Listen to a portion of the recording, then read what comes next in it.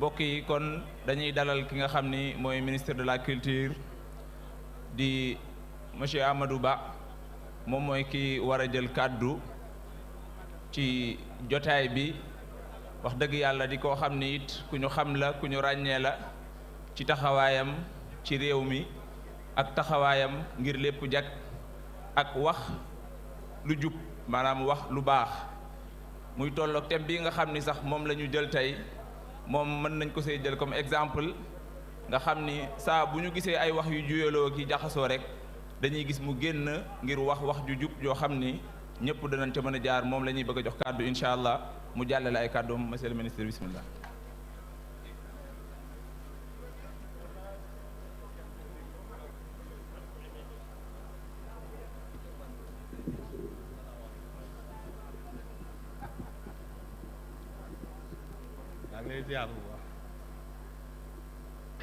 أعوذ بالله من الشيطان الرجيم أعوذ بالله السميع العليم من الشيطان الرجيم رب اشرح لي صدري ويسر لي أمري واحلل عقدة من لساني يفقهوا قولي سبحانك لا علم لنا إلا ما علمتنا إنك أنت العليم الحكيم السلام عليكم ورحمة الله mbooloo mi sëriñ bi ñu ngi lay nuyu di la ziar di teewal fii tey gouvernement bi ak madame la ministre Maymouna Dièye mi nga xam ni dafa am empêchement de dernière minute loolu moo tax yegg siw fi moo tax ma bëgg a lire discours bi nga xam ni moom la fi waroon a lire jottalil ko xëy na après sànni ci kàddu ak yóbbante yoo xam ni le ministre Moustapha Guirassy mi nga xam ni moom it bëggoon na fee teew ma jottalil ko kàddu yi nga xam ne ak yóbbante bi nga xam ni yóbbante na ma Monsieur le ministre de l'Agriculture, de la Souveraineté alimentaire et de l'Élevage, Monsieur le ministre de l'Éducation nationale, Madame le gouverneur de la région de Louga, Madame le préfet du département, Monsieur le sous-préfet de Koki, Monsieur le délégué général aux affaires religieuses et à l'insertion des diplômés en langue arabe, Monsieur le président du conseil départemental, Monsieur le maire de Koki, Monsieur Serigne Moustapha Diop Nar, directeur de l'Institut islamique Cheikh Ahmad Sakhir Lo de Koki, Monsieur le président de l'association des anciens du Dara de Koki, très cher maître Kolani, honorable député, distingués invités,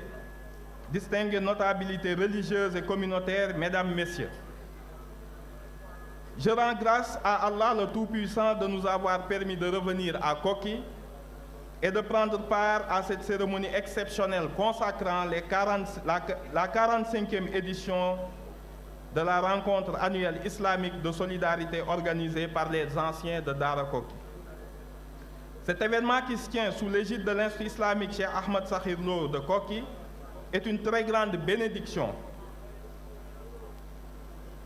pour le Sénégal, à travers notamment la récitation du Saint-Coran et les ferventes prières de la communauté musulmane réunie ici. Il me plaît ainsi de transmettre les salutations déférentes et les félicitations de son Excellence, Monsieur le Président de la République Bassirou Diomaye Diakhar Faye et de Monsieur le Premier ministre Ousmane Sonko. L'Institut islamique de Koki est un modèle éducatif sénégalais connu pour sa rigueur, sa persévérance et sa performance à travers les brillants résultats qu'il enregistre depuis sa création en 1939 par feu Cheikh Ahmed Sakhir Lo, un éminent exégète du Coran. C'est un haut lieu de spiritualité et de transmission des valeurs fondamentales qui caractérisent notre société. La foi, le respect, la dignité humaine, la solidarité et l'amour du prochain. Koki est une école d'excellence qui, au-delà de l'enseignement coranique, forme dans les disciplines de l'enseignement général, technique et professionnel et réalise chaque année un taux exceptionnel d'admission aux différents examens et concours. Je salue à cet égard l'existence de plusieurs daara et internats issus de l'Institut islamique Cheikh Ahmed Sakhir Lo, des écoles primaires, une case des tout-petits, un lycée, un collège et une école privée franco-arabe.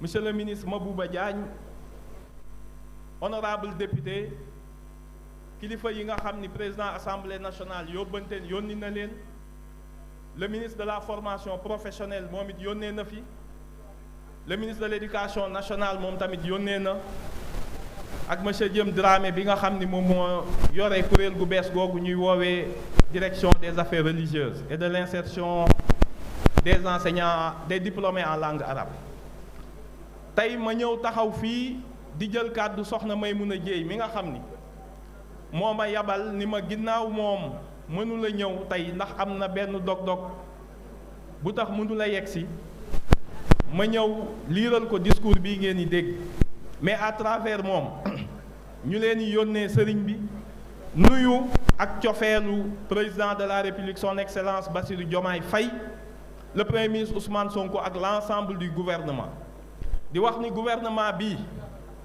dafa am benn slogan bu am solo, nit ñi xaw cee fàtte parti bu mujj bi, ndax dañu ni Sénégal bi ñu bëgg a tabax mooy Sénégal juste et prospère,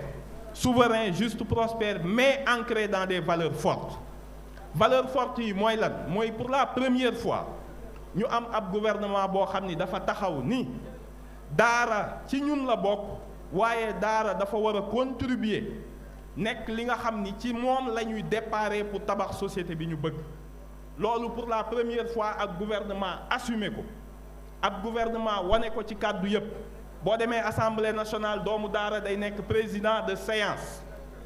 foo dem ci gouvernement bi gis nga nomination yi ñu fa def du nekk rek ab slogan, waaye dañoo gëm ni li ñu bëgg a tabax ci réew mi ci nit lay déparé avant muy nekk ci ressource naturelle. comme que nag ci nit lay déparé, li nga xam ni moo mën a tabax nit ñun xam nañ lan la ci daara def. nit ñi dañuy fàtte ni daara dafa teel a comprendre àdduna, ndax du woon rek instruction jàngal nit ñi ñu wàcc, déedéet, dafay tabax nit jox koy jikko. les premiers ñi nga xam ni ñooy capitaine d'industrie ci Sénégal, transport bi kan moo ko yoroon ci jamonoy Njaga Njaay, Lobat Fall, Bokar Samba Dieye, mooy waa daara. ñoom teel nañ comprendre ni jàng alxuraan dafa bokk ak tabax nit jox koy jikko, mais ànd ak li nga xam ni mooy valeur gouvernement bi mooy liggéey. citoyen modèle ci daara lañ ko ñun xeebuñu ko, au contraire dañoo jàpp ni daara da cee am rôle bu rëy. naam constitution bi dafa woote laïcité, ñuy wax ñun sunu laïcité niñ ko déggee du mooy boo xam ni waa bitim réew ñoo ñuy wax lan la, ni gouvernement bu laal diine, déedéet. ñun dañu ni gouvernement bi diine yépp la fiy nekkal, waaye dafay jàppale diine ànd ak moom gunge ko, ni ko ci réew mi nga bokk, te am na yoo xamante ni ci ay orientation économique, politique, sociale ci yow lañ ko yaakaar. loolu moom mooy li nga xam ni gouvernement bi patriotisme ak souveraineté bi muy woote, ancré dans des valeurs fortes. valeurs fortes yi mooy valeurs yi kër jàngu beeg diine gi ak daara yi di wane, te ñun xeebuñu ko, au contraire dañ cee fier te président